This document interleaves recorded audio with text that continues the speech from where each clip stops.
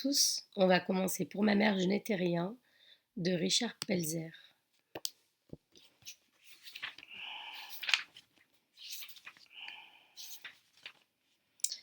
Ce livre est dédié à tous ceux d'entre nous qui ont vécu une expérience similaire à la mienne.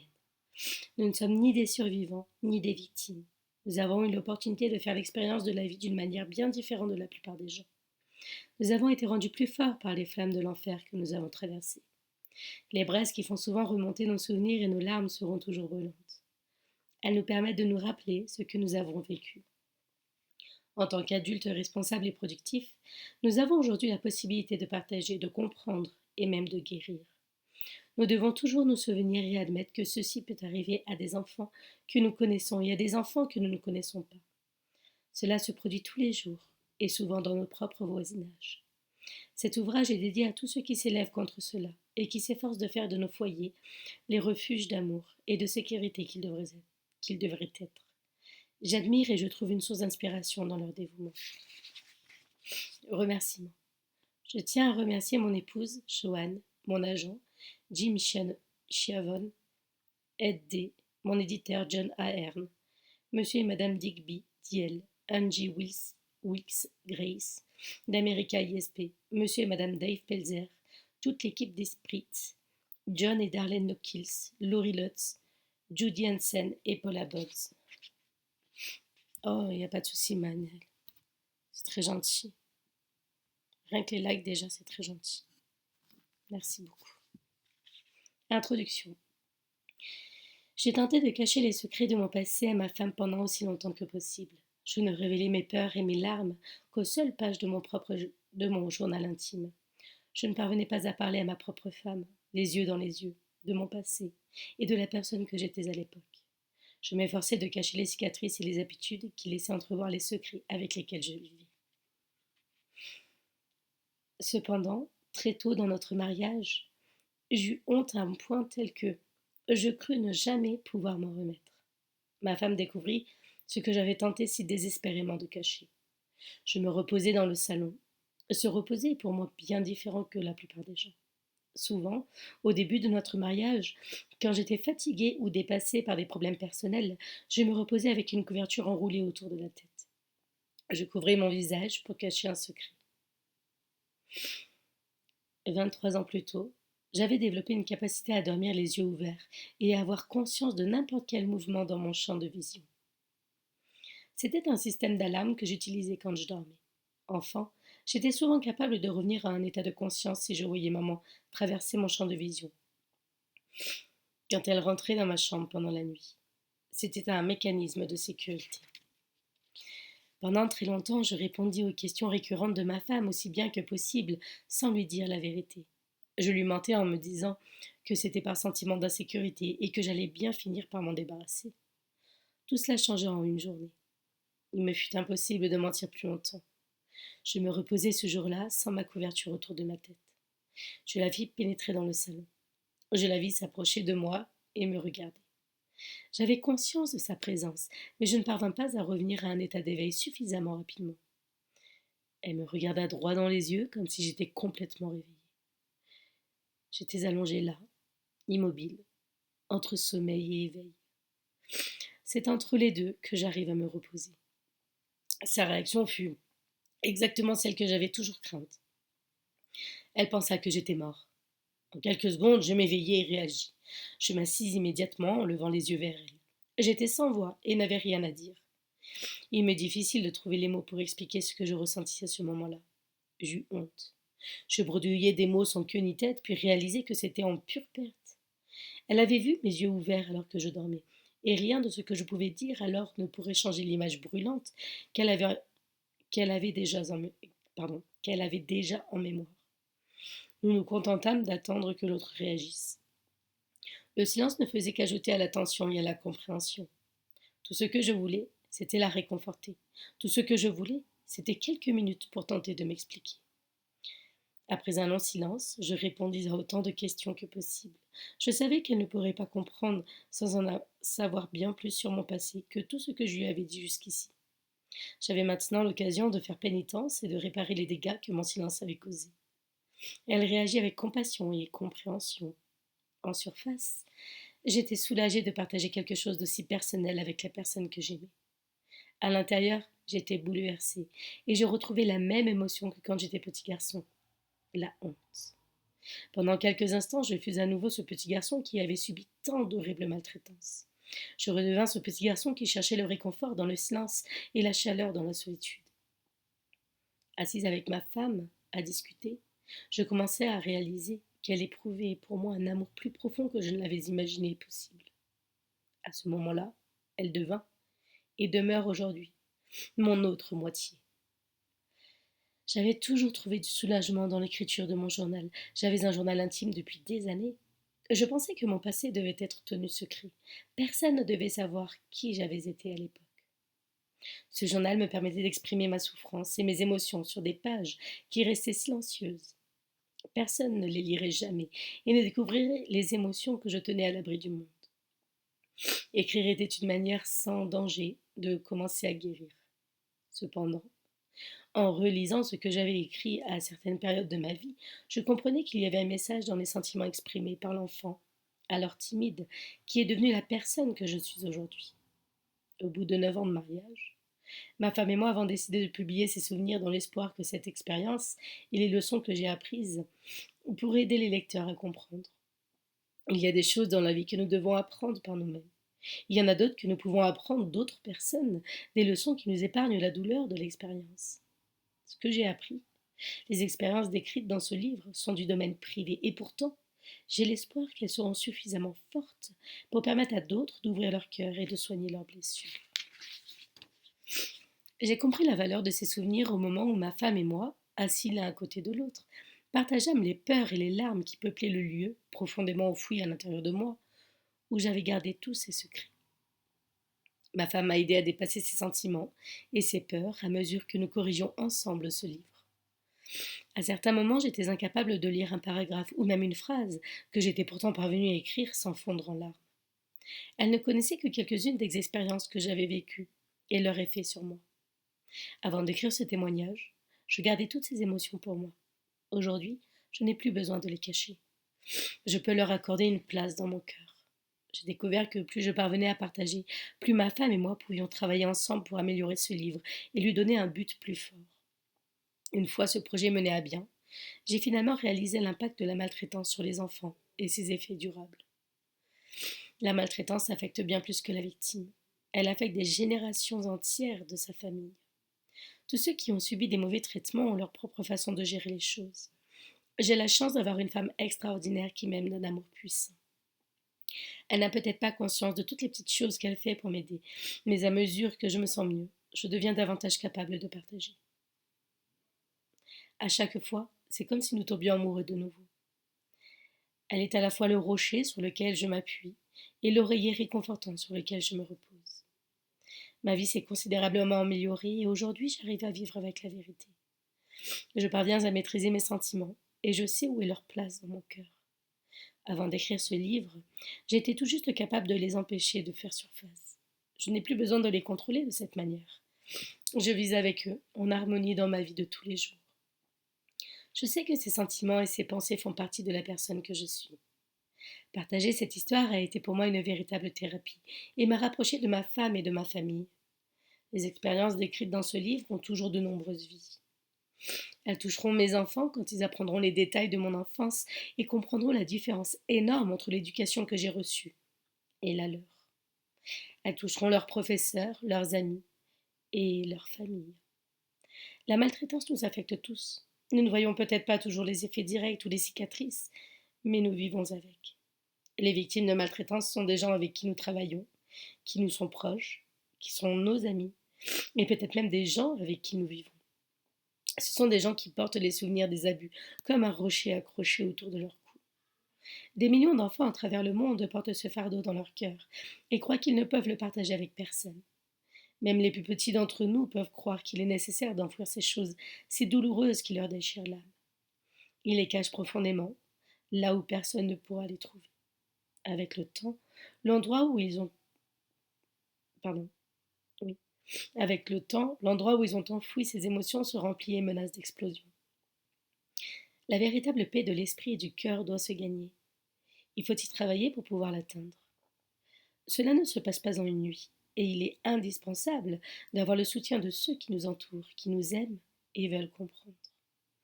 J'espère que tous mes lecteurs pourront trouver la véritable paix de l'esprit et du cœur à laquelle je suis parvenue en racontant mon histoire. Chapitre 1. À l'époque. Dole City, Californie, 1970. Au début de ma vie était passionnante, ma vie était chouette. À l'âge de 5 ans, bien que très jeune, j'étais cruelle et méchant. Cela me faisait plaisir de regarder mon frère se faire frapper ou être obligé de subir une punition répugnante. C'était génial à regarder. C'était épouvantable de s'en souvenir. Je voulais croire que nous étions une famille ordinaire, dans une banlieue ordinaire de la baie de San Francisco. La maison était modeste comme toutes celles de Christline Avenue.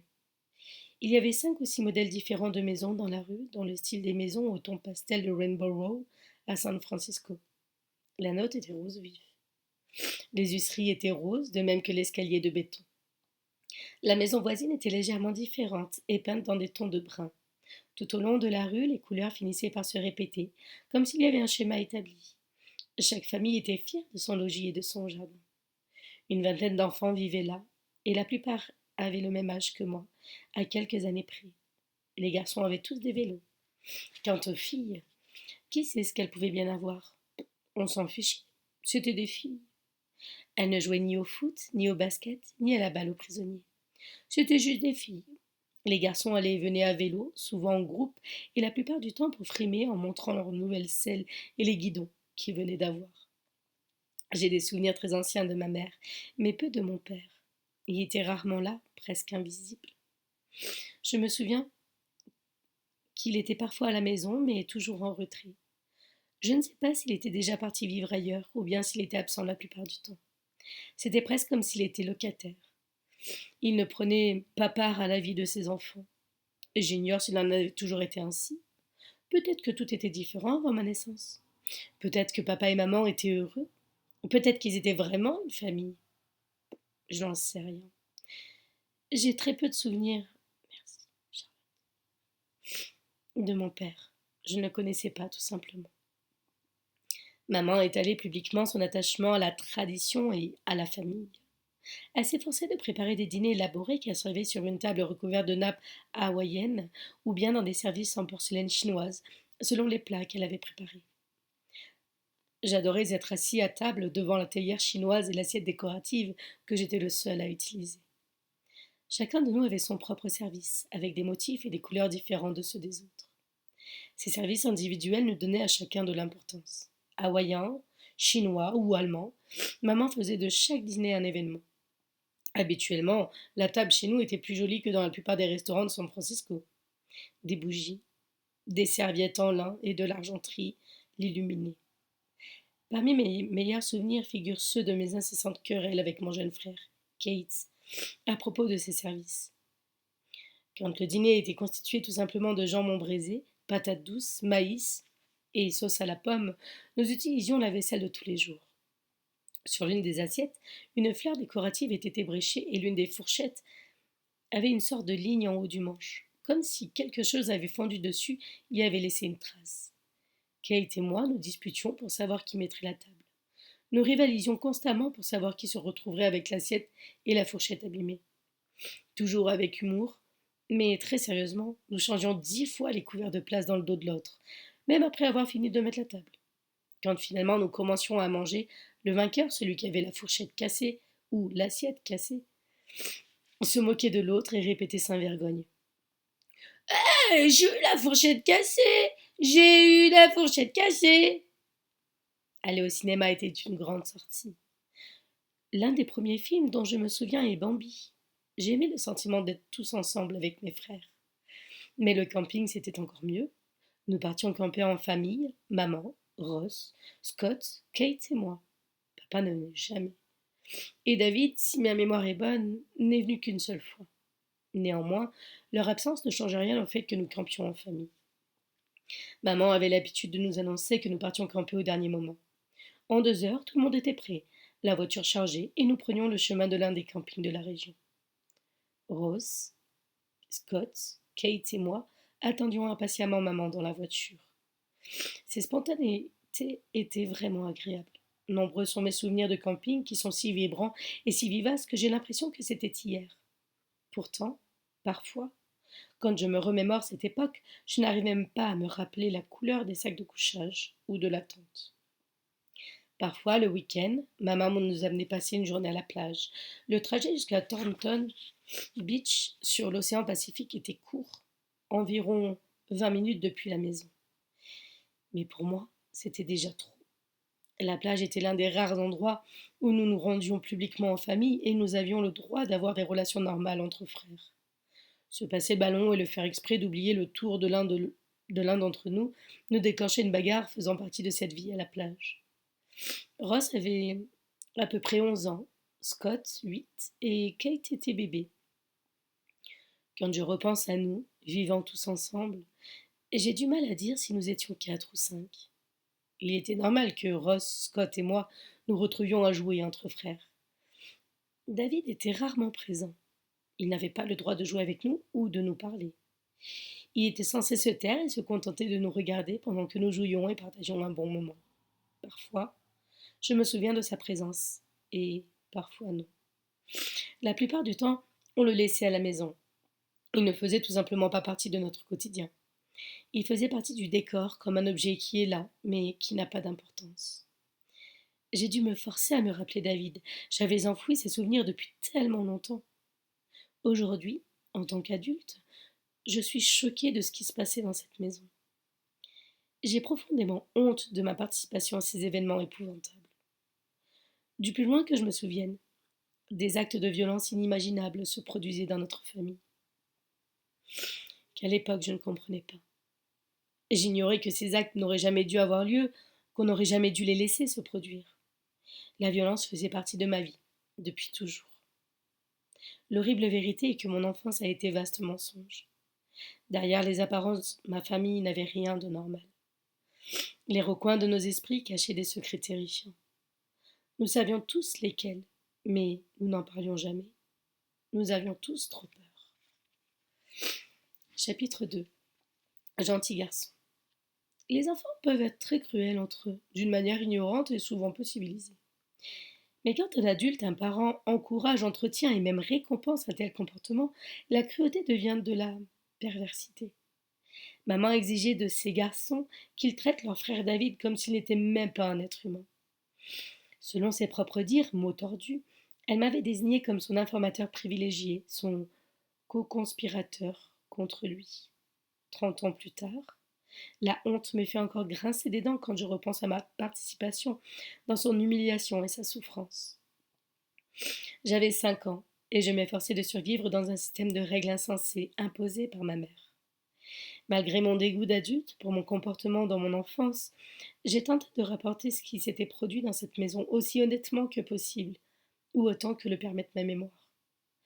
La pensée qui me vient quand je me remémore mon enfance est simplement dévore ou tu seras dévoré. Je ne sais pas pourquoi maman et papa se sont mariés.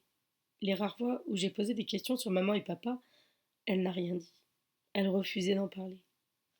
Elle l'avait rendu mystérieux à mes yeux. Au début, je croyais qu'ils ont été heureux ensemble. Souvent, je contemplais la photo de mariage de maman comme si elle était la plus belle fille que j'ai jamais vue. Elle ressemblait à une star de cinéma, comme dans les vieux films qu'on voyait à la télé. Elle avait l'air heureuse d'être aux côtés d'un homme aussi grand que papa. Il mesurait plus d'1,80 m, avait des cheveux bruns et était d'une beauté provocante. Les rares fois où j'ai feuilleté les vieux albums, je ressentais de la fierté devant les photos de maman et papa. Ils avaient de beaux amis qui riaient et croquaient la vie à pleines dents. Sur la plupart des instantanés, on pouvait voir papa, un verre ou une cigarette à la main, entouré de sa famille et de ses amis. On pouvait aussi voir maman, souvent un verre ou une cigarette à la main, elle aussi entourée d'amis. Je ne connaissais ni leur nom ni leur visage, mais j'avais le sentiment que j'aurais dû. Oncle ceci, oncle cela, c'est tout ce qu'on me disait.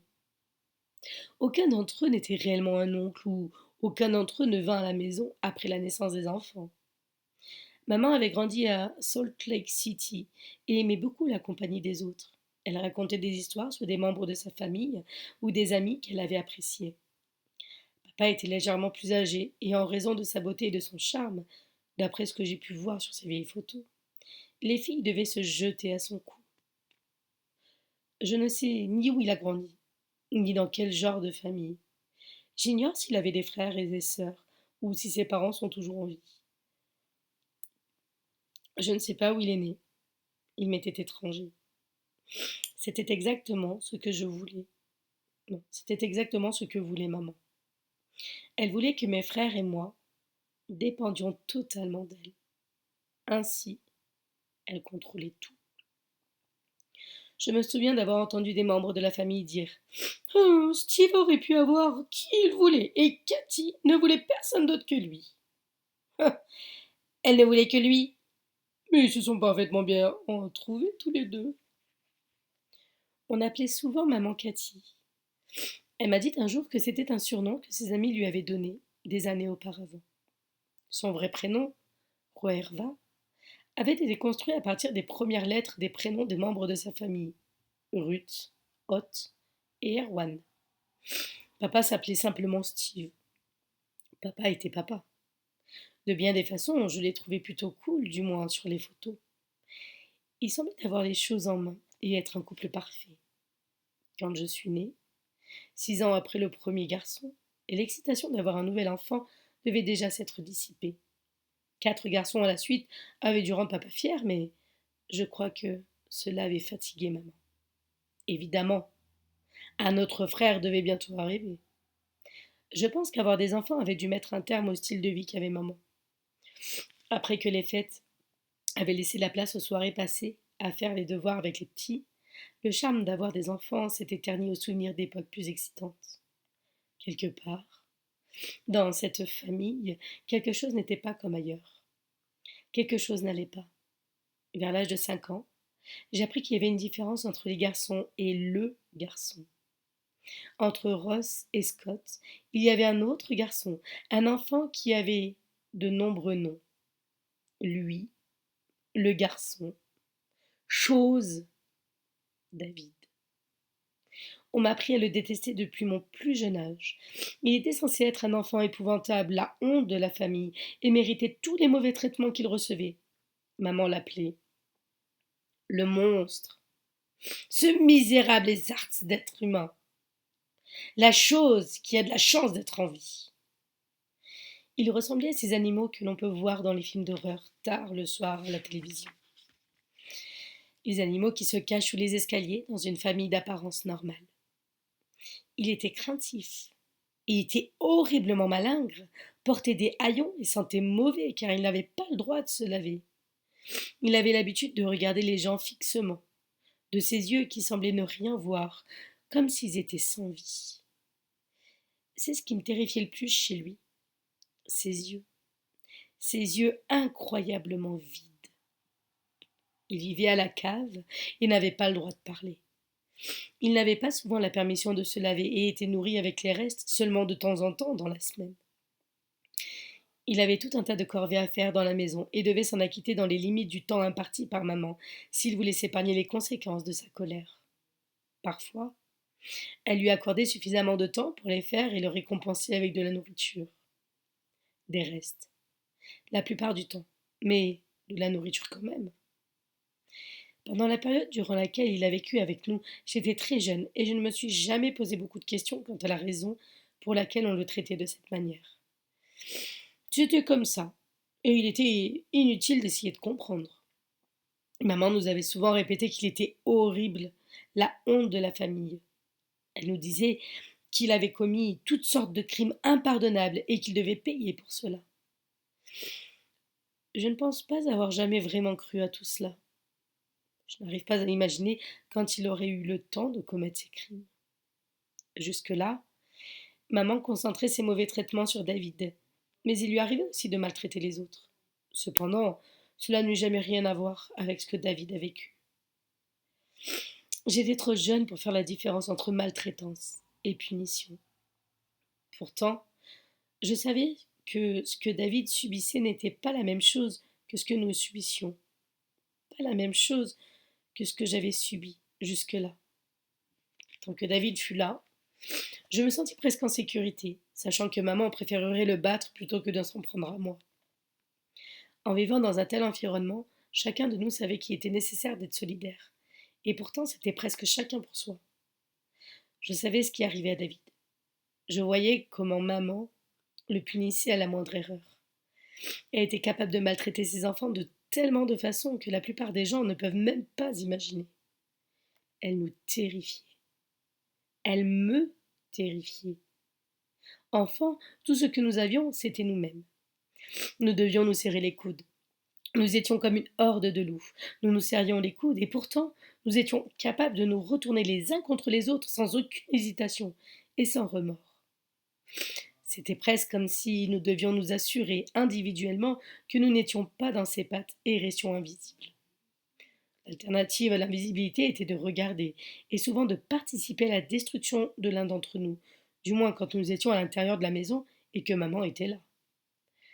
Quand l'un de nous était furieux contre un de ses frères, il lui suffisait de cafarder. Dire la vérité ou non n'avait pas d'importance.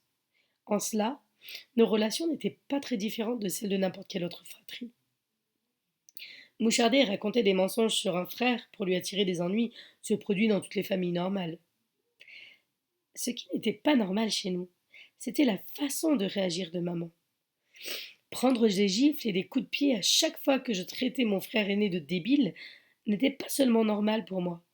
C'était ce à quoi je m'attendais. Je savais ce que maman me ferait chaque fois que je lui parlerais comme cela. À l'époque, je ne pensais pas que j'étais maltraitée. Quand je comparais ce que je subissais et ce que subissait mon frère, je trouvais que j'avais de la chance. Du moins, jusqu'à pardon, du moins, jusqu'à ce qu'il soit retiré de la famille. À l'extérieur, nous jouions nos rôles de frères et nous nous serrions les coudes en secret. Ross faisait toujours attention à moi et s'assurait que j'étais en sécurité. Ross et moi avions un accord tacite. Nous ne nous retournions jamais l'un contre l'autre. La chose, quant à lui, était la proie de tous. Il était là pour être le bouc émissaire, pour être puni, et même dévoré à la façon des loups. Nous lui étions tous supérieurs, et j'utilisais ce fait à mon avantage. C'était presque comme si la chose était un chien que j'avais le droit de frapper autant que je le souhaitais. Il était un animal que je pouvais maltraiter. Je pouvais l'obliger à se sentir aussi misérable que moi. J'y étais accoutumée. Cependant, ma situation était fragile et source de doute. En réalité, je vivais constamment dans la peur de me retrouver à la place qu'il occupait, la chose. Pour conserver ma place, je devais me maintenir au-dessus de lui. Je devais être le petit nazi de maman, son allié contre la chose. Elle ne se contentait pas de me permettre de le maltraiter, elle m'encourageait. Elle me récompensait souvent quand je mouchardais à son propos. Ross et moi avions passé un pacte de protection mutuelle, mais la chose et moi avions un pacte bien différent, un pacte tacite de trahison et de mensonge. Bien souvent, je rapportais à maman ce qu'il faisait, sachant très bien qu'elle le battrait sans aucune pitié, qu'elle tenterait à nouveau de le tuer.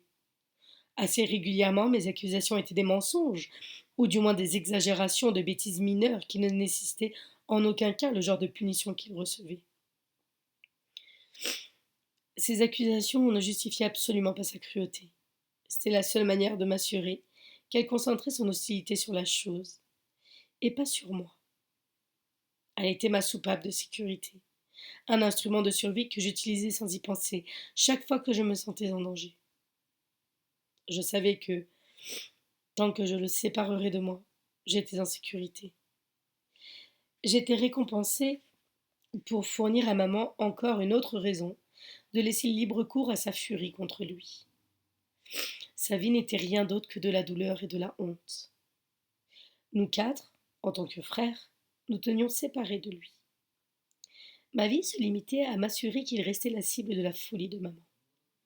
En y repensant, je ne crois pas que mes autres frères aient réellement eu l'intention de reprocher quoi que ce soit à David ou d'exagérer ses défauts. Aucun de mes frères n'a jamais fait preuve de ce besoin d'avoir une relation aussi tordue avec maman.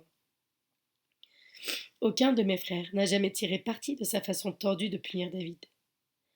Je ne sais pas trop pourquoi, mais l'humilier En faire la cible de la colère de maman me réconfortait. C'était tout ce à quoi je pouvais me raccrocher et je n'avais pas l'intention d'arrêter ou de le partager avec qui que ce soit, quel qu'en soit le prix. Pouvoir lui attirer plus d'ennuis qu'à moi était tout ce que j'avais. Je me souviens des fois où il a souffert à cause de moi. J'étais, comme je le suis toujours aujourd'hui, emplie de culpabilité et de regrets.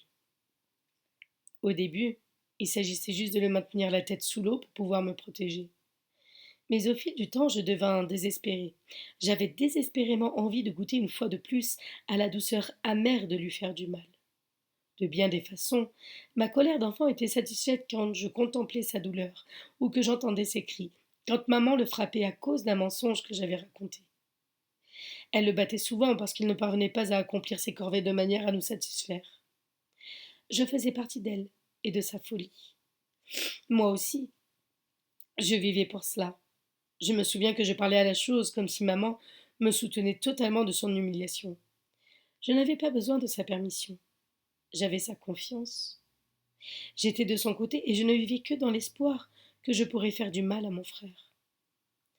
Chaque fois que maman le maltraitait, j'avais toujours peur qu'elle ne fasse la même chose à l'un d'entre nous, et plus particulièrement à moi. Nous n'étions pas épargnés par ces mauvais traitements. Elle me giflait souvent, me donnait des coups de pied ou des fessées abusives par les erreurs les plus futiles. Donc pour les erreurs les plus futiles.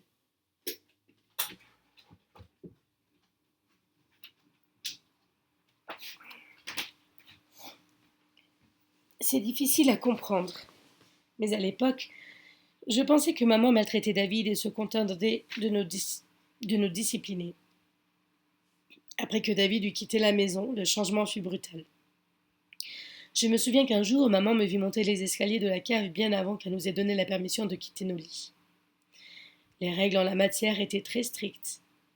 Personne n'avait le droit de se lever le matin sans sa permission. Je devais avoir environ 5 ans à ce moment-là. La veille au soir, maman avait piqué une crise. Elle avait beaucoup bu et marché de long en large dans la maison toute la nuit.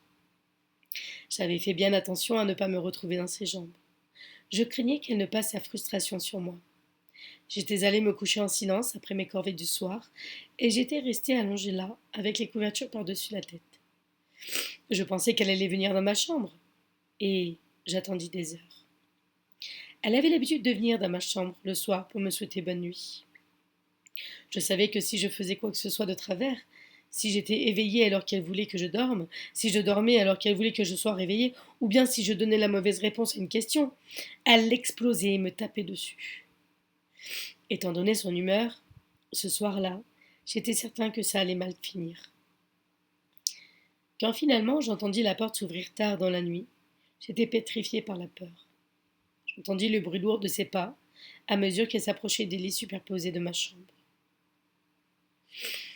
Je m'attendais à ce qu'elle tire les couvertures, qu'elle hurle quelque chose ou tout simplement qu'elle se mette à me frapper, mais rien ne se produisit.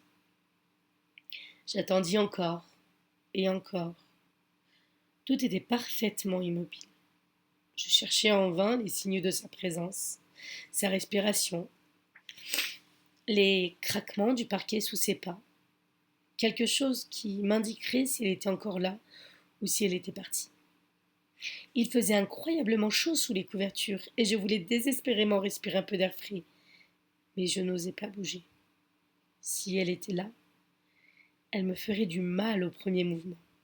Aussi, je restais allongée en silence pendant des heures, immobile comme j'avais si bien appris à le faire.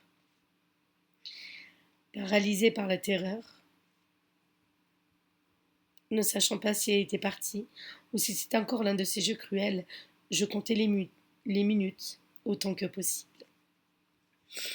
Je ne savais pas compter au-delà de 30.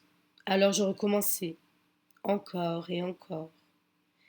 Finalement, épuisée, je m'endormis. Le lendemain matin, je me réveillai trempée de sueur et d'urine. Ce n'était pas la première fois. En fait, cela m'arrivait souvent, et comme d'habitude, je paniquais à l'idée qu'elle puisse découvrir que j'avais à nouveau mouillé mon lit. J'avais bien trop peur de ce qu'elle pourrait me faire si elle me voyait quitter ma chambre pour me rendre à la salle de bain au milieu de la nuit. Il n'y avait tout simplement pas suffisamment de place dans mon cœur pour un tel courage. J'en étais incapable. J'étais bien trop effrayée pour me rendre à la salle de bain sans sa permission. Je me glissai silencieusement hors de mon lit, ôtai les draps et les remplaçai par des draps propres. Je me dirigeai vers la porte, la pile nauséabonde de linge, mouillée dans les bras. J'ouvris la porte de la chambre, lentement, tout en priant pour qu'elle soit encore endormie. Cela me donnerait le temps d'aller jusqu'à la cave et de laisser les draps sur l'énorme pile de linge sale. Je savais qu'il me faudrait revenir plus tard et les laver moi-même sans qu'elle le sache. Alors que je descendais doucement les escaliers, respirant la puanteur des draps, je me demandais si j'aurais la permission de prendre une douche avant d'aller à l'école pour éviter de sentir comme ça et d'être à nouveau la risée des autres enfants. C'était toujours la même chose. On se moquait de moi. Je voulais désespérément pouvoir être aussi cruelle avec les enfants de l'école que je l'étais avec mon propre frère. La chose. Si j'étais capable de mentir et d'attirer des ennuis aux enfants de l'école, alors peut-être qu'on m'embêterait pas autant et qu'on se moquerait moins de moi. Si je pouvais traiter les enfants de l'école comme mon frère, alors peut-être que je pourrais disparaître du devant de la scène et qu'on se mettrait à m'ignorer, comme à la maison. Alors peut-être qu'on me laisserait tranquille et que je pourrais devenir invisible, là aussi. À la maison, maman soutenait toujours ma cruauté envers mon frère. Elle m'aidait à devenir un monstre. J'étais un monstre envers mon frère, la chose. Aucun adulte à l'école ou ailleurs ne m'autoriserait à être aussi cruel. Personne d'autre que maman ne le ferait. À l'école, je ne disposais pas de la protection de Ross. J'étais seule et complètement vulnérable. En descendant les escaliers vers la cave, je fus à nouveau la je ne fus à nouveau la proie de ces sentiments bien trop familiers de peur et de panique. J'avais l'habitude de la peur et de la panique. Je savais ce que c'était que d'être terrifiée. La rambarde était vieille et salie par les mains des enfants. Les marches étaient recouvertes de bandes de caoutchouc noir tellement usées qu'elles n'avaient plus aucune utilité. L'espace de quelques centimètres entre les murs et la rambarde était rempli de poussière et de toiles d'araignée. J'avais peur de la tenir, mais j'avais encore plus peur de ne pas la tenir. Il fallait que mes doigts trouvent la rambarde pour descendre le tas de linge trempé d'urine et de sueur. En l'attrapant, je sentis ma main et mon bras trembler, et je tentais de penser à autre chose. Je m'efforçais de ne penser ni aux araignées ni à leurs toiles, et de descendre marche après marche. Je n'étais réveillée que depuis quelques minutes, et je transpirais déjà. Je transpirais de la peur. Le palier au bas de l'escalier était instable, et je crus que le plancher allait céder sous moi, et que j'allais tomber dans un puits dont j'ignorais jusque-là l'existence. En bas des escaliers, juste à gauche, il y avait un petit espace de rangement qui était souvent plein de boîtes de conserve et de pommes de terre moisies. Je savais qu'il y avait une petite trappe à l'extrémité de ce garde-manger et que j'avais découvert alors que j'ai cherché une nouvelle cachette. Je recherchais la sécurité dès que j'en avais l'occasion. La trappe ouvrait sur un espace plus profond, sous les fondaisons de la maison, et ne faisant que 50 centimètres environ de hauteur, juste assez pour que je puisse m'y cacher. Les araignées, la saleté et l'humidité n'étaient toujours mieux que ce que maman me réservait parfois. La cave était un monde en soi. Ses murs de béton étaient froids et semblaient exprimer en silence la cruauté et le désespoir dont il avait été les seuls témoins. C'était un endroit empli de mystères, de choses que je n'avais pas comprises, enfant. Je savais que ces murs en avaient vu plus que moi, et je croyais qu'ils contenaient les peurs et les émotions des petits garçons qui avaient été attrapés et amenés là. Ces murs avaient tout absorbé depuis des années et étaient les vrais gardiens de ce secret. La cave était sombre et pleine de boîtes de jeux qui avaient été utilisées en des temps meilleurs. Le break gris occupait une moitié de la cave, et dans l'autre se trouvait le matériel de camping qui connaissait lui aussi le silence de cet endroit froid et épouvantable. Les tentes et les sacs de couchage étaient couverts de poussière et toutes sortes d'araignées et d'insectes y nichaient. Le sol était humide et moisi. L'odeur du chien était âcre sur le ciment mouillé et j'eus en haut le cœur. Il y avait une lumière en bas des escaliers et une autre près de la voiture. Le fond de la cave était sombre et effrayant. C'était là que vivait la chose. Je savais que je devais passer près de lui pour aller jusqu'à la machine à laver. Chaque fois qu'il était à la cave et que je devais y descendre, j'étais terrifiée. Pardon. Je craignais qu'il n'essaie de se venger. Je me sentais seule et sans défense dans le noir. C'était juste lui et moi, et j'étais maintenant dans son monde. La chose me faisait peur. J'avais peur de le regarder. Son corps squelettique et couvert de bleu était effrayant. Il sentait mauvais, mais ce qui me faisait le plus peur, c'était ses yeux. Il avait cette façon penaude et pourtant maligne de me regarder, comme un animal tapi dans son trou qui attend qu'un animal plus petit passe devant lui. Il me faisait peur parce que je ne le comprenais pas, et je refusais d'imaginer ce qu'être à sa place pouvait signifier. J'étais incapable de penser à lui et de penser que n'importe lequel d'entre nous pourrait devenir lui. Il me faisait peur parce que je savais que je pouvais facilement devenir lui. Je savais que ses yeux cachaient toute la terreur et la souffrance qu'il avait endurée depuis des années. Je craignais, si je le regardais, au lieu de regarder à travers lui, de ressentir un peu de sa douleur, ou pire, de ressentir la douleur dont j'étais responsable. Je me contentais de lui jeter un coup d'œil, parce que même s'il me faisait peur, il me faisait aussi pitié. Sous le long établi en métal, derrière le bois et les outils, je trouvais le sandwich que j'avais caché là pour lui, la veille au soir. Ce n'était qu'un sandwich au thon et à la mayonnaise, mais c'était tout ce que j'avais pu lui préparer sans être vue par maman. Parfois, il m'arrivait de cacher de la nourriture en espérant qu'il la trouverait. Parfois, je cachais cette nourriture par pitié. Je pensais que de cette manière, je pouvais être pardonnée pour toutes les fois où j'avais menti sur quelque chose qu'il avait fait. Cependant, la plupart du temps, je cachais de la nourriture pour l'utiliser lorsque j'aurais besoin d'être à nouveau le nazi de maman. Cela me permettait de moucharder chaque fois qu'il mangeait, alors qu'il n'en avait pas l'autorisation. Le sandwich n'avait pas été touché et était couvert de fourmis. Il ne l'avait pas vu. Je savais très bien que les fourmis ne l'auraient pas empêché de le manger.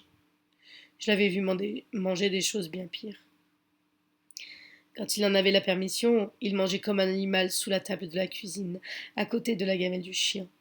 Parfois, il mangeait ce qui se trouvait dans la gamelle. Il passait ses repas sous la table de la cuisine pendant que nous mangions dans la salle à manger. Il ne lui fallut pas longtemps pour faire comprendre au chien qu'il mangerait en premier dans la gamelle posée par terre. C'était une question de survie.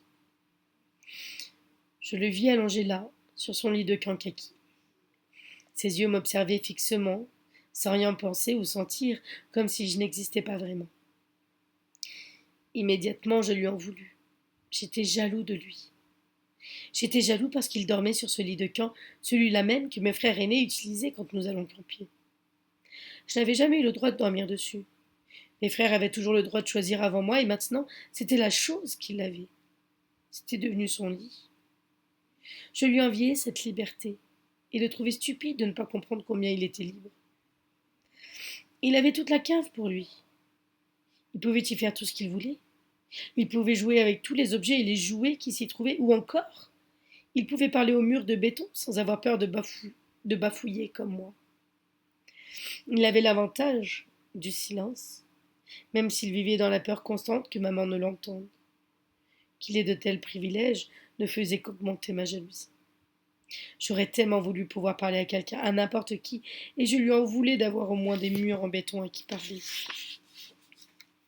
Je déposai rapidement les draps sur la pile de linge sale, puis je retournai à nouveau vers les escaliers et lui jetai un coup d'œil. Sa façon de me regarder me mit en colère.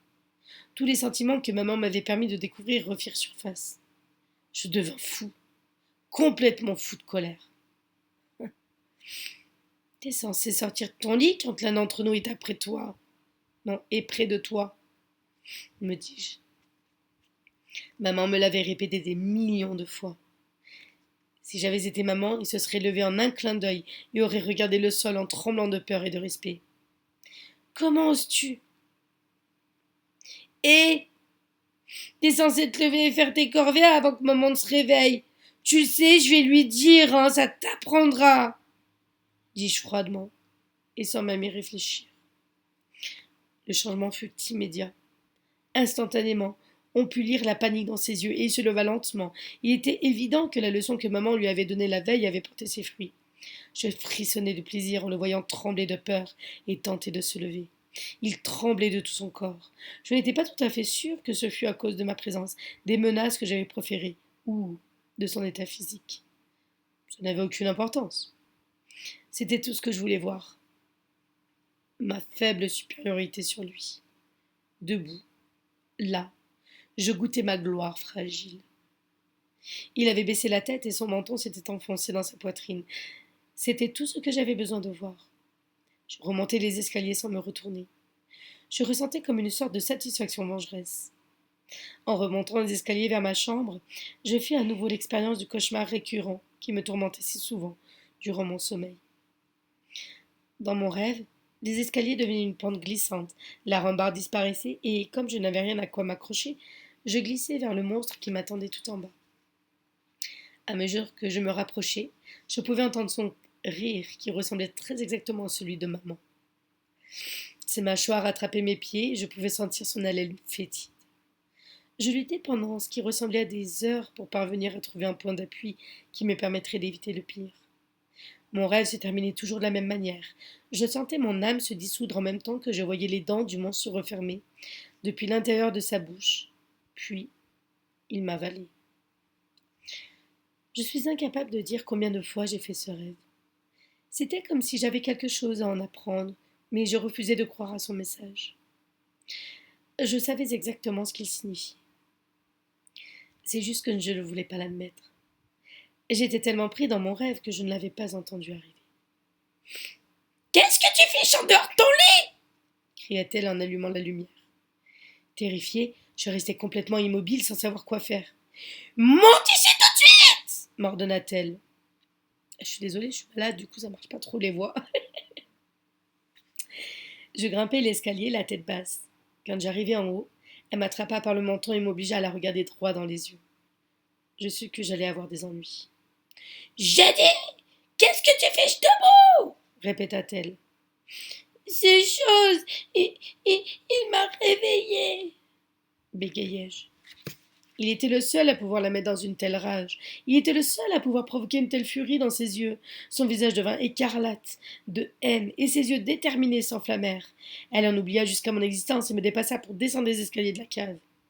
Je restai là, empli d'horreur face à ce que je venais de dire, et j'eus un mouvement de recul en entendant les coups et les cris qui montaient de la cave. À nouveau, j'eus le sentiment que les murs de béton absorbaient les émotions et la douleur émanant de ces cours particuliers. La punition continua encore et encore, comme si elle n'allait jamais prendre fin. Pourquoi tu fais ça? Ma tête était pleine de pensées contradictoires. Au bout de quelques instants, je réalisai une fois de plus que je n'étais pas aussi supérieure à chose que je ne le pensais. J'avais honte. Finalement, je me secouai pour me débarrasser de ces pensées et me détacher des cris et des images qui me venaient à l'esprit. C'était une question de survie. Je ne pouvais pas me permettre de trop y penser.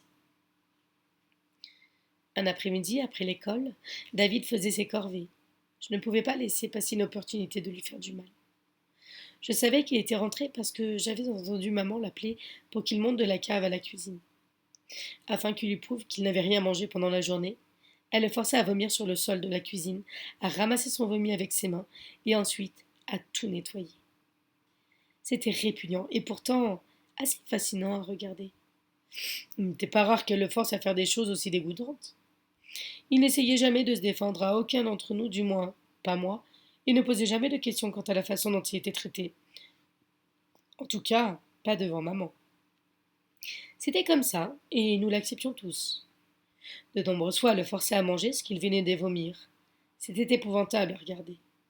Contempler le dégoût et la peur sur son visage, alors qu'il mangeait à contre-cœur le vomi répandu sur le sol, était comme une drogue.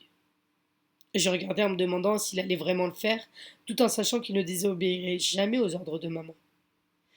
C'était l'une des punitions les plus effrayantes que je l'ai vue lui infliger. Je trouvais passionnant de rester là et d'apprécier jusqu'à ce que je mette à imaginer maman me faire la même chose. J'avais le vague sentiment que je finirais un jour par prendre sa place, et cette idée rendit la scène beaucoup moins drôle. Maintenant, j'avais peur. Après l'avoir regardé nettoyer son vomi, j'attendis un moment, puis lui demandai de me suivre jusqu'à la cave. Comme d'habitude, il me suivit sans rien dire, comme s'il obéissait à maman. Ce sentiment de pouvoir et de supériorité me donna une grande fierté. Chaque marche que je descendais dans l'escalier ajoutait au pouvoir de le commander dont je disposais, comme s'il était un animal que maman dressait et que je testais. En atteignant la dernière marche, je me sentis plein d'une puissance que je ne peux décrire autrement que par le terme brute. Arrivé en bas, je levai la tête pour me grandir le plus possible. C'est quoi ce qui est posé sur les outils sur le sol demandai-je. Je sais pas, répondit-il honteux. Il se contenta de rester là, perturbé par ma question. Il savait que j'allais encore une fois le mettre en danger. Je le regardais de haut en bas, lui et son corps tout maigre. Je réfléchis pendant quelques minutes, en faisant attention à ne pas le regarder droit dans les yeux. J'inspectais son corps, et me sentant honteux et bouleversé, je lui dis avec hésitation. Tu sais que si elle découvre que tu as mangé, tu vas avoir des ennuis. Il était pétrifié et laissa tomber son menton contre sa poitrine. Ce n'était pas la première fois que je lui causais des ennuis alors qu'il n'avait absolument rien fait. Sa réaction fit remonter en moi le sentiment de pouvoir que je recherchais. J'en bégayai froidement. Je dois lui dire, tu sais. Si elle se rend compte que je savais et que je lui ai rien dit, elle va me taper dessus. En le regardant, je me souvins des enfants de l'école, de leur manière d'imiter mon bégaiement et de me faire me sentir misérable. Et voilà que j'étais en train d'éprouver du plaisir à ressentir le même sentiment de supériorité que celui auquel je devais faire face à l'école. C'était presque comme un remède à la cruauté quotidienne. Ce que j'ai infligé à mon frère était excitant et j'avais besoin de ce sentiment. Cependant, c'était également horrible. J'étais constamment déchirée entre le bon et le mauvais sentiment qui remontaient à la surface chaque fois que je tourmentais David. D'une part, je me sentais puissant et capable d'humilier quelqu'un, et d'autre part, j'avais honte et j'étais désolée de mes actes. C'était complètement fou. L'une des règles édictées par maman et que j'appliquais était de lui rapporter toutes les bêtises de David. Si je ne le faisais pas, elle se mettait en colère et me frappait. Et les rares fois où je ne lui racontais pas quelque chose qu'il avait fait, elle me giflait et me donnait des fessées tout en m'accusant d'être du côté de la chose. J'avais 5 ans. J'ignorais ce que voulait dire être du côté de quelqu'un. Je ne savais pas que maman tissait une toile de terreur et de souffrance complètement tordue. Elle était passée maître dans l'art de contrôler les esprits de ses enfants. Je ne pouvais pas laisser passer une telle opportunité de la rassurer et de lui montrer que j'étais toujours son informateur fidèle en lui rapportant une bêtise de David. Même si je mentais complètement en disant qu'il avait mangé un sandwich à la cave. Le réconfort était mince, mais il m'était nécessaire. Il était totalement injustifié que j'aie le moindre sentiment pour lui ou pour qui que ce soit. Je n'étais pas censée avoir le moindre sentiment. Pour personne. Ni pour elle, et ni pour moi, ni pour les enfants de l'école, ni pour personne. J'étais censée n'avoir aucune émotion, aucun sentiment. J'étais censée être sa Gestapo personnelle, et rien de plus. Avant d'appeler David pour qu'il descende à la cave avec moi, j'avais placé le sandwich de mon déjeuner sur la pile d'outils en dessous de l'établi. J'en avais croqué juste une bouchée de façon à montrer que quelqu'un en avait mangé. Je vis à ses yeux qu'il comprenait que j'allais à nouveau déclencher la colère de maman. La peine sur son visage m'indiqua que j'étais parvenue à susciter chez lui exactement les sentiments que je voulais, les mêmes que je ressentais à l'école. Je le contrôlais, et il le savait. Je passais à côté de lui, me dirigeant vers l'escalier pour me rendre à la cuisine et prévenir maman. Il resta sans bouger. Il ne pouvait pas bouger sans ordre préalable. En arrivant au haut des marches, juste en face de la cuisine, je vis maman attablée devant le verre gris qui contenait son breuvage vital, de la vodka Smirnoff. L'expression sur mon visage passa de la satisfaction à l'humilité. Et je demandai à maman si je pouvais lui montrer quelque chose que j'avais trouvé en bas. Elle continua à regarder droit devant elle et à m'ignorer. Alors je racontai mon mensonge sur un ton suffisant. Chose à manger, je l'ai vue. Je savais que je n'avais pas besoin d'en dire plus. Sa réaction fut exactement celle que j'attendais. Une fois que le message fut parvenu à son cerveau, elle vida son verre d'un trait, le posa brutalement sur la table et se leva. L'expression sur son visage était aussi celle que j'attendais. Une fois à côté de moi, elle me passa la main dans les cheveux, récompensée de ma mauvaise action. « Tu es un gentil garçon, Richard !» susurra-t-elle. Chapitre 3. Frères. Souvent on partage les événements les plus intimes de notre vie qu'avec nos frères. L'un de mes frères et moi partageons un secret terrible que seules quelques personnes connaissaient. Je l'ignorais à l'époque, mais maman avait développé avec soin un environnement de survie quasi cannibale. J'étais le prédateur et mon frère la proie. Pour continuer à jouer à ce petit jeu, il me suffisait de quelques mots traîtres. Je savais que tant qu'elle était satisfaite de mon cafardage, elle ne s'en prendrait pas à moi, quand elle aurait besoin de laisser libre cours à sa rage. D'une certaine manière, cela compensait le fait que je me sentais moins que rien à l'école, ce à quoi j'étais accoutumée. Les seules remarques positives que maman m'ait jamais faites concernaient son soutien et ma cruauté, même si c'était aux dépens de mon frère. Il m'était impossible de laisser passer une occasion d'être considérée de manière positive. Cependant, au plus profond de moi, je savais que c'était mal. Une fois au sous-sol, sa voix prit son ton familier, méchant et cruel. « Je sais que tu vas me dire ce que Richard t'a vu faire !» beugla-t-elle. À partir de là, je fis abstraction de ce qu'elle disait et du bruit des gifles. C'était un peu comme une rediffusion à la télévision. Je connaissais la fin avant de l'avoir vue. Il m'arrivait de me sentir mal de lui avoir causé des ennuis. Ce ne fut pas le cas cette fois-là. J'éprouvais du plaisir et beaucoup de satisfaction en avoir renforcé ma position de petit nazi de maman. Un autre soir, maman sortit avec les autres garçons et nous laissa, David et moi, à la maison. Je devais avoir 6 ou 7 ans. Cela se produisait souvent. Elle sortait avec les autres et me laissait là, même à l'époque où David était encore à la maison. Maman faisait toujours en sorte que je me sente à l'écart des autres garçons, en m'excluant d'une bonne partie des activités familiales. David était toujours exclu, et papa était parti depuis bien longtemps. Je rentrai dans la chambre de maman et trouvai David en train de plier ses vêtements sales pour la semaine suivante. David avait rarement la permission d'aller où que ce soit dans la maison, mis à part à la cave, sous la table de la cuisine ou dans la chambre de maman. De cette manière, elle savait exactement où il se trouvait et ce qu'il faisait. Plier ses vêtements était l'une de ses nombreuses corvées. Je décidai de m'amuser à ses dépens et, une fois de plus, de lui montrer ma supériorité. Je saisis les vêtements qu'il venait de plier et commençai à les balancer à travers la chambre. « J'en ai assez, maman !» hurlai-je, comme si j'étais David se rebellant contre la tyrannie maternelle. En réalité, c'était moi qui me rebellais contre elle, contre lui, contre ma terreur profonde de devenir lui, de prendre sa place. Il était bouleversé et terrifié par la réaction qu'elle aurait en voyant le désordre dans sa chambre. Je continuai à jeter ses sous-vêtements gris déchirés à travers toute la pièce, hurlant que je refusais de les plier plus longtemps et qu'elle ne pourrait rien y faire. Je jouais au David rebelle qui était incapable d'être. Pendant tout ce temps, il me supplia. « Arrête, s'il te plaît, arrête !»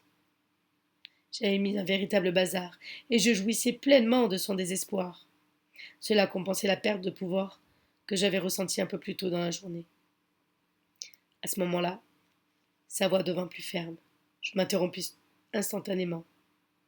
« Richard, pourquoi est-ce que tu me fais ça ?» Je levai les yeux vers lui. Son visage n'exprimait ni la colère ni la peur, juste la tristesse et l'étonnement.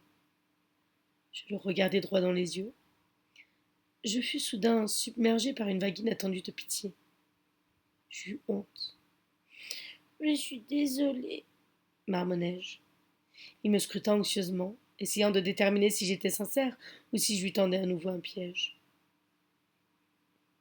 « Tu m'aides à ramasser tout ce bazar avant qu'elle ne revienne ?» me demanda-t-il sincèrement. Nous pliâmes les vêtements ensemble, et pour la première fois de ma vie, j'eus le sentiment que nous étions amis. Je me mis à parler. Je ne me souviens pas de quoi, probablement de quelque chose qui n'avait absolument rien à voir. Mais ça n'avait aucune importance. C'était un vrai plaisir de pouvoir lui parler comme à un frère, pour une fois. Pendant ces courts instants, Nous fûmes plus proches que je n'aurais jamais pu l'imaginer. Cependant, je sentais la confusion à l'intérieur de moi. Comment pouvais-je être amie avec l'animal que j'avais juré de détester? À un moment, il m'interrompit. Richard, quoi? Tu n'as pas bégayé. Je le regardais surpris. Ah bon? C'était vrai. J'avais toujours bégayé. C'était comme une malédiction à laquelle je m'étais habituée, et j'en avais honte. Quand je me trouvais en présence d'autres gens, et en particulier d'adultes, je devenais nerveux et mes mots s'emmêlaient dans ma gorge. À présent, je discutais joyeusement avec David, comme si nous étions des enfants normaux. À ce moment-là, je lui en fus très reconnaissant. Nous n'avions pas souvent l'occasion d'être reconnaissants l'un envers l'autre, David et moi, et honnêtement, je ne crois pas lui avoir jamais donné de raison de m'être reconnaissant. Je savais qu'il comprenait quelle était sa place dans la famille, et je comprenais quelle était la mienne. C'était affreux, mais acceptable. Je n'ai qu'être peu de souvenirs d'occasion où j'ai été gentille avec David. Jusqu'à ce moment-là, j'avais toujours su que maman choisirait systématiquement David si elle voulait vraiment faire du mal à quelqu'un. Les traitements incroyables qu'il subissait, les raclées, la faim, se retrouver enfermé dans la salle de bain à respirer un mélange de produits ménagers qui créait un gaz toxique, elle les réservait à lui seul. Quelque part, je sentais que ça ne pouvait plus durer très longtemps. Je savais qu'à l'école, David éveillait de plus en plus la curiosité. J'avais le pressentiment qu'il allait soit partir, soit nous être retirés. Maman ne sut jamais rien de ce court et significatif échange, et je le conserve dans mon cœur comme un moment précieux. Mon souvenir le plus vivace est celui du jour où maman a failli aller trop loin avec David. Je devais avoir 6 ou 7 ans. Comme d'habitude, David mangeait dans la gamelle du chien sous la table de la cuisine, pendant que le reste de la famille dégustait un repas plus élaboré. Si ma mémoire est bonne, c'était l'un des rares plats que je n'aimais pas, des crevettes et du crabe. Je détestais les fruits de mer, et maman les adorait. Je ne crois pas que David ait jamais eu ne serait-ce que l'occasion d'en humer l'odeur, le parfum. Il en a de la chance, pensais-je. Après le dîner, mes frères s'en allèrent jouer ou regarder la télé dans le salon. Kate était encore un bébé, et il était dans son berceau, dans la chambre que je partageais avec lui. Les deux autres avaient rapidement disparu, et comme d'habitude, maman aboyait des ordres à David afin qu'il nettoie après nous. Elle ne s'est jamais passé une occasion de lui rappeler que non seulement il ne faisait en aucun cas partie de la famille, mais qu'il ne faisait partie de rien du tout. Nous étions tous les trois dans la cuisine, et je m'efforçais d'attirer l'attention de maman pendant qu'elle continuait à hurler. J'étais jaloux de David, de son importance bien supérieure à la mienne aux yeux de maman. Il était toujours le centre de son attention. Quoi qu'elle soit en train de faire, elle s'interrompait systématiquement pour le harceler, lui crier ou lui taper dessus. Il m'est difficile d'expliquer comment et pourquoi je pouvais être jaloux d'une telle chose, mais j'avais désespérément soif d'attention. Je me sentais si seule et sans importance que j'aspirais à n'importe quelle forme de reconnaissance de mon existence, même si cela signifiait prendre des coups. Elle était de mauvaise humeur et avait bu toute la journée. Il était 6 heures passées. Essayer d'attirer son attention n'arrangeait pas les choses. Elle hurlait à David de se dépêcher de travailler et de travailler plus dur. Plus je l'interrompais, plus elle s'énervait. Plus vite, tu m'entends? Plus vite, je te tue! Ces mots terribles et le ton mauvais de sa voix ne me faisaient pas peur. Mais le couteau de cuisine qu'elle avait à la main depuis un moment et avec lequel elle faisait de grands gestes me terrifiait. C'est alors que cela arriva. Elle s'avança vers lui soudainement, mécaniquement, dos à moi. Ce fut presque comme si elle avait prévu de me boucher la vue pour maintenir le secret qui était son mode de vie. Je pus juste voir la terreur sur le visage de David, puis la douleur dans ses yeux, juste avant qu'il ne s'écroule. Il se tenait la poitrine à 2 mains, et le sang coulait entre ses doigts. Je sentis l'adrénaline se répandre dans mon corps. La peur et l'horreur que je ressentais n'étaient rien en comparaison de la terreur que je vis dans ses yeux. Tu lui as donné un coup de couteau. Tu, un coup de, un coup de couteau, un coup de couteau, un, répétai-je horrifié. Son visage devint immédiatement lisse et sans expression. Ignorant mes cris, elle saisit David par le bras et l'emmena dans la salle de bain. Je l'ai suivi et, terrifié, j'observai maman écarter de ses doigts les bords de la plaie pour déterminer sa profondeur, puis enfoncer de vieux bouts de tissu dans la blessure. Ses gestes étaient mécaniques. Elle parvint à refouler toute émotion pendant les instants qui suivirent. Tu l'as tué, tu l'as tué, tu l'as tué, tu l'as tué, répétai-je encore et encore, malade de peur. J'avais vu ce qu'elle avait fait, et pourtant, je n'arrivais pas à y croire. J'étais pétrifiée, ignorais que c'était possible. Je ne parvenais pas à croire qu'elle était capable de tuer quelqu'un. Je veux dire de tuer son fils, même si c'était seulement chose. J'avais toujours eu peur qu'un jour elle puisse tuer, mais à ce moment-là, j'étais persuadée qu'elle venait de le faire. Soudain, elle s'immobilisa. Sans aucune émotion, elle m'ordonna de sortir. Je courus jusqu'à ma chambre, je fuis pour rester en vie. Elle avait maintenant le pouvoir de tuer. J'ai honte de l'admettre, mais j'avais plus peur du fait qu'elle puisse me tuer que de la probabilité que mon frère se vide de son sang dans la salle de bain. Par la suite, pendant des jours et des jours, je vis David appuyé contre la machine à laver dans la cave sombre. Il grinçait des dents de douleur et tremblait de tout son corps en essuyant ce qui dégoulinait de sa blessure à la poitrine. Pour la première fois, j'eus le sentiment qu'il avait vraiment besoin d'aide. L'espace d'un instant, il me vint à l'esprit que je pourrais aller chercher de l'aide à l'extérieur. Au fond de mon cœur, j'étais convaincue qu'il était mourant, et pourtant je craignais son départ, qui signifierait alors mon arrivée. Je voulais qu'il vive. J'avais besoin qu'il vive. La peur de sa mort était bien plus que celle de la perte d'un frère.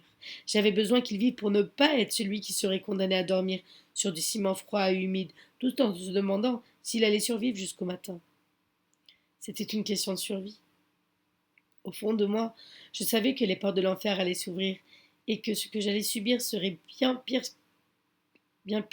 que ce qui m'était arrivé dans le passé si je parlais à quelqu'un de ce que faisait maman. Ça va et toi, Letty? Coucou. J'étais lâche, et pour la première fois, je compris pourquoi mon père se contentait de rien faire quand il vivait encore avec nous. Lui aussi avait peur. Papa était un homme grand et costaud, 1,85 m et 100 kilos de muscles, et pourtant, lui aussi avait peur. Peur de sa femme. Une histoire vraie. Pour ma mère, je n'étais rien. Les jours qui suivirent, j'espionnais David et l'observais nettoyer sa blessure du mieux qu'il pouvait. L'infection le faisait souffrir. Il ne recevait pas de soins, et personne à l'extérieur ne savait ce qui s'était passé dans la cuisine ce soir-là. Bientôt, tout redevint normal, du moins pour nous. David fut à nouveau capable de réagir mécaniquement comme auparavant. Maman ne changea rien à son attitude et ne montra jamais aucun regret d'avoir presque tué l'un de ses enfants. Elle avait prouvé qu'elle était non seulement capable de meurtre, mais aussi qu'elle en avait la volonté. Je la sentais légèrement différente, ou peut-être qu'à l'âge de 7 ans, je devenais tout simplement plus conscient de qui elle était réellement. Ouais, j'étais malade. Pour ça, ces derniers temps, je n'étais pas connectée. Bon, là, je suis encore un peu prise, mais ça va un peu mieux. Alors, du coup, vu que vous me manquez, je suis revenue. Elle cachait moins les traitements qu'elle réservait à mon frère. Je comprenais de mieux en mieux. Je commençais à réaliser qu'elle se préparait à tuer David depuis des années. J'ai appris de cette expérience terrifiante dans la cuisine que maman était capable de choses bien pires que ce que j'avais imaginé. J'avais peur de rester en sa présence, et j'aurais préféré me retrouver face à face avec le monstre en bas des escaliers, plutôt que d'être coincée dans un coin de la cave, seule, avec elle. Après l'accident de la cuisine, les derniers souvenirs que j'ai de David datent de peu de temps après Noël 1972. J'avais 8 ans à l'époque, et bizarrement, maman avait soudain décidé que mon jeune frère Kate, et moi-même devions passer quelques jours dans la maison d'oncle Dennis et tante Jessica à San Francisco. Ross et Scott avaient été mystérieusement silencieux et secrets à ce propos, et refusaient de répondre à mes questions. Ils avaient peur de m'en parler, mais j'ai appris plus tard ce qui se passait. Pourquoi est-ce que nous allons chez eux? Qu'est-ce que vous faites? Demandai-je à plusieurs reprises. Le fait que nous passions du temps chez oncle Denis était totalement étrange. Je savais que maman méprisait son frère. Elle détestait toute personne qui s'opposait à elle. Oncle Denis était le seul qui critiquait sa façon de discipliner ses enfants quand ils se parlaient au téléphone. Du coup, être en contact avec lui fut une surprise totale. Il devait y avoir une raison pour laquelle elle nous laissait passer du temps chez eux sans être là pour surveiller ce que je pouvais dire ou faire. Oncle Denis était un homme austère qui aimait chasser. Dans le salon, il y avait un fauteuil qui lui était réservé. Personne n'avait le droit de s'y asseoir sans sa permission. À gauche du fauteuil se trouvait une petite table faite d'un morceau de tronc d'arbre poli et laqué. Sur le mur, il y avait des scènes de vol de canards en bronze. Il adorait les canards. C'était un thème récurrent dans toute la maison. Il m'apprit à plumer les canards qu'il venait de tuer. En secret, je gardais les plumes dans un petit sac en plastique. C'était pour moi une situation très étrange que de séjourner dans la maison du frère de maman, sans que personne ne le sache. Je croyais que si j'avais une preuve démontrant que j'avais passé du temps dans la maison d'oncle Denis, maman se mettrait en colère et me frapperait aussi. Je devais cacher ses plumes au monde entier. Je ne savais pas exactement qu'il ne pouvait pas savoir où j'avais passé ces quelques jours. Il devait y avoir une raison, mais à l'époque, je n'avais aucune idée de ce qui se passerait réellement. Tout ce que je savais, c'était que j'avais peur. J'avais peur de ce qu'on ne me disait pas. Et puis le couteau me revint à l'esprit. Est-ce qu'elle a fini par le faire? Est-ce qu'elle a fini par tuer Chose? Ou bien par tuer quelqu'un d'autre? Me demandai-je en secret, empli de terreur. Pendant tout le temps passé dans la maison de mon oncle, je pensais continuellement à ce qui se passait chez moi. Je cherchais du réconfort auprès de l'aîné de mes cousins, sans savoir s'il était au courant de ce qui nous arrivait. Je voulais lui demander de l'aide, mais j'avais peur de le faire. Je ne savais tout simplement pas quoi faire. J'étais loin de mon environnement familier et maintenu dans l'ignorance. Mes cousins n'avaient pas l'air de trop s'inquiéter de la situation et de la raison pour laquelle nous étions chez eux. Sean, l'aîné de mes cousins, avait au moins 10 ou 12 ans de plus que moi. Au sous-sol, il y avait une table de billard et me laissait utiliser comme si je savais y jouer. À l'instar de mon frère Ross, mon cousin Sean était gentil et patient avec moi, et mon jeune frère qui avait à présent presque 3 ans. Chaque jour, maman venait nous chercher tard le soir et nous ramenait tôt le lendemain matin. Cela continua pendant 4 ou 5 jours. Le dernier jour, maman s'était levée tôt, avait pris une douche et s'était lavé les cheveux. Elle portait une robe noire qui allait bien. On aurait dit quelqu'un d'autre. Elle était présentable et semblait même heureuse, comme elle l'était sur des vieilles photos. J'eus un moment l'espoir vague qu'elle était redevenue la personne normale qu'elle avait dû être autrefois. Au moment de nous déposer, je rassemblai tout mon courage pour finalement lui demander: Pourquoi est-ce qu'on vient ici? Qu'est-ce qui nous arrive? Écoute ton ongle et ne fais pas de bêtises. Le futur de ma famille en dépend, se contenta-t-elle de répondre. Je l'avais souvent entendu utiliser le terme ma famille quand elle avait besoin de me mettre à ma place. Pardon. Quand elle avait besoin de me mettre à part des autres garçons. Mais cette fois-ci, elle semblait vraiment convaincue. Jusque-là, j'avais été son informateur quant aux faits et gestes de mon frère, et j'avais plus ou moins fait partie de sa famille. Maman avait réussi à me faire me sentir en sécurité quand je mouchardais sur mon propre frère. À présent, délibérément et avec soin, elle faisait tout pour que je me sente exclue, et me faisait me sentir probablement comme David s'était senti, à l'écart, exclu. Je ne savais pas si mon pressentiment à propos du départ de David était en train de devenir une réalité ou non, ou si j'allais prendre sa place. Je commençais à me demander si maman voulait me traiter de la même manière que David. Tout au fond de moi, je tentais désespérément de me convaincre que je n'allais pas lui servir de remplaçant. Le dernier jour, quand elle vint nous chercher chez oncle Denis, je m'attendais à ce qu'elle m'explique ce qui s'était passé et la raison pour laquelle elle ne nous avait pas parlé. Cependant, comme d'habitude, elle ne dit rien. Elle se comporta comme si rien ne s'était produit et reprit ses habitudes, boire et rester debout toutes les nuits à arpenter la maison toute seule. 1 ou 2 jours après notre retour, j'attendis une conversation entre mes frères à propos du fait que Chose n'habitait plus à la maison. En entendant cela, je fus persuadée que j'avais raison. Ma maman avait fini par le tuer. Elle avait dû aller trop loin. Ou alors, peut-être avait-il une fois de plus mal fait ses tâches de la veille. Je fus horrifiée, et pourtant, cela ne me paraissait pas si incroyable. C'était comme si je m'étais attendue toute ma vie. C'est triste à dire, mais je m'attendais vraiment à ce que David soit mort. Pensant à son meurtre me terrifiait. Non, penser à son meurtre me terrifiait. Je n'arrivais pas à, je n'arrivais pas à accepter la possibilité qu'elle soit réellement allée jusqu'au bout. Je refusais d'accepter l'idée qu'elle avait fini par le tuer. Je savais qu'elle en était capable, et je m'étais accrochée à l'espoir qu'elle n'y parviendrait jamais. L'après-midi suivant, il m'expliqua qu'il n'était pas mort.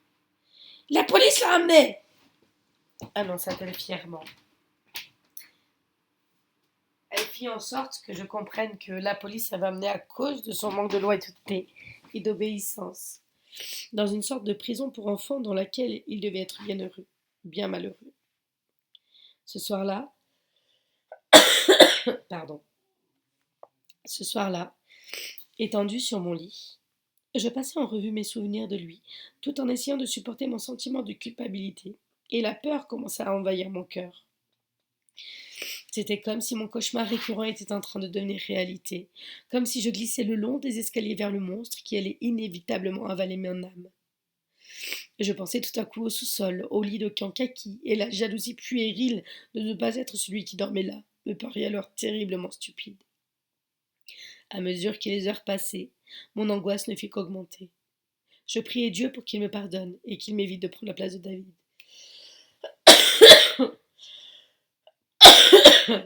Pardon, je le suppliais.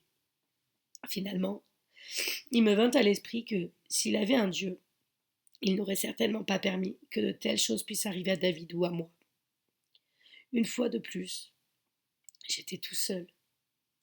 J'étais maintenant conscient de ce dont elle était capable, jusqu'où elle pouvait aller. Elle avait dépassé une limite invisible, et j'étais sûre d'être sa prochaine victime.